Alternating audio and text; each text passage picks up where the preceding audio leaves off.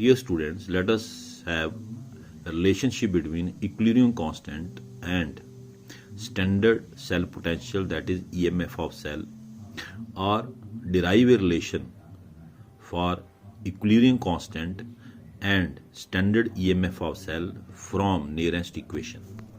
Now let us illustrate by taking example of Daniell cell. बच्चे ये Daniell cell का cell reaction है, आपको पता है in Daniell cell zinc rod act as anode and copper rod act as cathode. तो here zinc loses electron, zinc rod loses electron, the electron travel to the copper rod is in contact with copper 2 positive ions, so these copper 2 positive ions gain these electrons. ठीक है, and this is the cell reaction. As soon as we make the connections in Daniell cell, there is spontaneous flow of electrons from zinc rod to the copper rod, that is current start flowing. लेकिन एक चीज आप देखें बच्चे यहाँ पे कि with passage of time the concentration of zinc ions increase and that of copper 2 positive ions decrease. Copper 2 positive ion constantly convert हो रहे हैं किसमें, कॉपर सॉलिड में. तो कॉपर 2 पॉजिटिव आयन की concentration with passage of time क्या हो रही है, डिक्रीज. मीन जो हमारा कैथोडिक हाफ सेल है उसका जो रिडक्शन पोटेंशियल है विद पैसेज ऑफ टाइम वो क्या हो रहा है, डिक्रीज. इसका रिडक्शन पोटेंशियल डिक्रीज हो रहा है. ठीक है, और जो हमारी जिंक रॉड है उसमें जिंक 2 पॉजिटिव आयंस की कंसंट्रेशन बढ़ रही है उस सोल्यूशन में, तो जिसकी वजह से जो हमारा एनोडिक हाफ सेल है उसमें जो रिडक्शन पोटेंशियल वो विद पैसेज ऑफ टाइम क्या हो रहा है, इंक्रीज.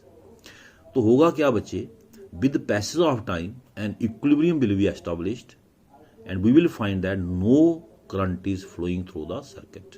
यानी कि सेल का वोल्टेज आहिस्ता आहिस्ता से ड्रॉप करेगा और एक स्टेज ऐसी आएगी when no current is flowing through the circuit. हम कहेंगे इस स्टेट पे क्या आ गया, equilibrium. The equilibrium has been established. Equilibrium establish हो गया. ठीक है बच्चे, इस पॉइंट को याद रखें. नो एड इक्विलिब्रियम, ठीक है, एड इक्विलिब्रियम सेल पोटेंशियल क्या होगा बच्चे, zero, because no current is flowing through the circuit. ठीक है, अगर हमने इस सेल रिएक्शन के लिए नियरेस्ट इक्वेशन लिखनी होगी, हम क्या लिखेंगे बच्चे, E cell is equal to E not cell, general equation जो हम लिखते हैं, minus R T upon n F log natural product of molar concentration of product divided by product of molar concentration of reactant raised to power equal to the respective stoichiometric coefficient, that is zinc 2 positive aqueous into copper solid. But आपको पता है pure solid की molar concentration हम क्या लेते हैं, unity, तो लिखने की जरूरत नहीं है. Divided by reactant product of molar concentration of reactant, तो यहां भी जिंक सॉलिड प्योर सॉलिड, इसकी मोलर कंसेंट्रेशन यूनिटी है, इसको लिखने की जरूरत नहीं. तो बचा क्या फिर, कॉपर 2 पॉजिटिव एक्वस. ठीक है, चूंकि हम इक्विलिब्रियम की बात कर रहे हैं तो इक्विलिब्रियम पे ई सेल क्या है, zero. So put this value, this is at equilibrium. At equilibrium Nernst equation क्या बन जाएगी आपकी बच्चे, zero is equal to E cell, चूंकि इक्विलिब्रियम पे जीरो है, एड इक्विलिब्रियम हमने बात की है बच्चे, तो जीरो है, तो ई नॉट सेल. याद रखें स्टैंडर्ड सेल पोटेंशियल कभी जीरो नहीं होता. स्टैंडर्ड सेल पोटेंशियल वो पोटेंशियल होता है जो हमने स्टैंडर्ड कंडीशन में निकाला होता है, when concentration in each of the cell is 1 molar and temperature is 298 kelvin. और इसको हम एक स्पेसिफिक पर्टिकुलर इक्वेशन से निकालते, E cathode minus E anode, यूं याद रखें. माइनस हम इसको कन्वर्ट कर लेते हैं बच्चे सिंपल लॉग में, R T upon n F log of, simple log ले लिया हमने बच्चे, zinc 2 positive aqueous divided by copper 2 positive aqueous. ठीक है बच्चे, आपने इक्विलिब्रियम कांस्टेंट का कंसेप्ट पढ़ा है. इक्विलिब्रियम कांस्टेंट क्या होता है, what is equilibrium constant, it is ratio of product of molar concentration of product to that of reactant raise to power equal to the respective stoichiometric coefficient. तो लिखते हैं हम इस इक्वेशन के लिए एड इक्विलिब्रियम क्या आएगा बच्चे, zinc 2 positive aqueous into copper solid divided by copper 2 positive aqueous into zinc solid. लेकिन जैसा मैंने कहा molar concentration of pure solids हम क्या लेते हैं, यूनिटी। तो हमारी इक्वेशन क्या बन गई, copper pure solid unity, zinc pure solid unity, तो इनकी जगह 1 1 आ गया। तो हमारी इक्वेशन क्या बन गई बच्चे, zinc 2 positive aqueous divided by copper 2 positive aqueous. So put this value in this equation. तो हमारी इक्वेशन क्या बन गई बच्चे, E not cell is equal to plus, ये हम इसको इधर ले गए, E not cell is equal to क्या हो गया बच्चे, प्लस माइनस प्लस हो गया 2.303 RT upon NF log of zinc 2 log of KC। हमने वैल्यू पुट कर लेनी, सॉरी हमने क्या पुट कर लेनी बच्चे, वैल्यू KC, दिस KC इसकी जगह zinc 2 positive divided by copper 2 positive, this is equal to equilibrium, this ratio is equal to equilibrium constant at equilibrium. तो यहां पे आ गया बच्चे KC, ठीक है।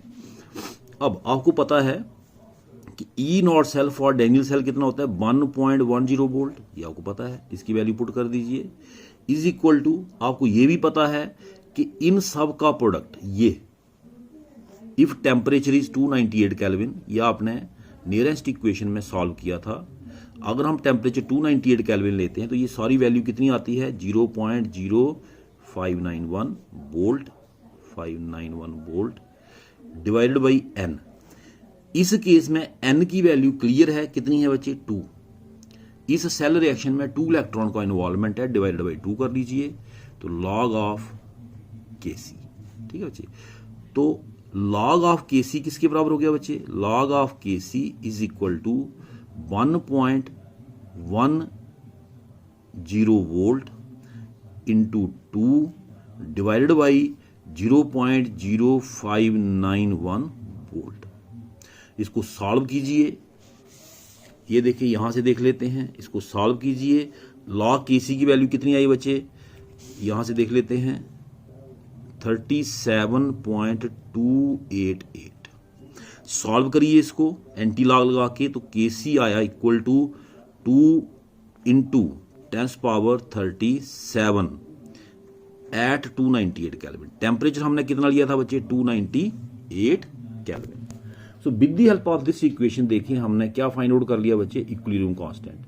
अदरवाइज इक्विलिब्रियम कांस्टेंट को निकालना इतना आसान नहीं होता रिएक्शन में, but with the help of Nernst equation, using Nernst equation we easily determined what, equilibrium constant.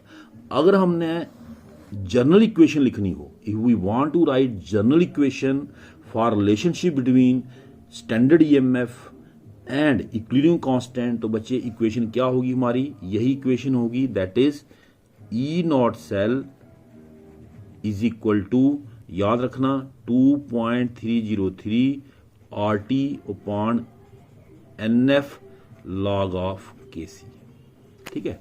N की वैल्यू सेल रिएक्शन पे डिपेंड करेगी, बाकी वैल्यूज फिक्स हैं, R की वैल्यू फिक्स है, F की वैल्यू फिक्स है 96500 कूलम, और जो आपका E नॉट सेल है ये डिपेंड करेगा यदि स्टैंडर्ड सेल पोटेंशियल कि आप कौन से सेल पे काम कर रहे हैं, कौन से सेल में आप इक्विलिब्रियम कांस्टेंट की वैल्यू निकालना चाहते हैं, कौन से सेल रिएक्शन की आप इक्विलिब्रियम कांस्टेंट वैल्यू निकालना चाहते हैं। Thank you.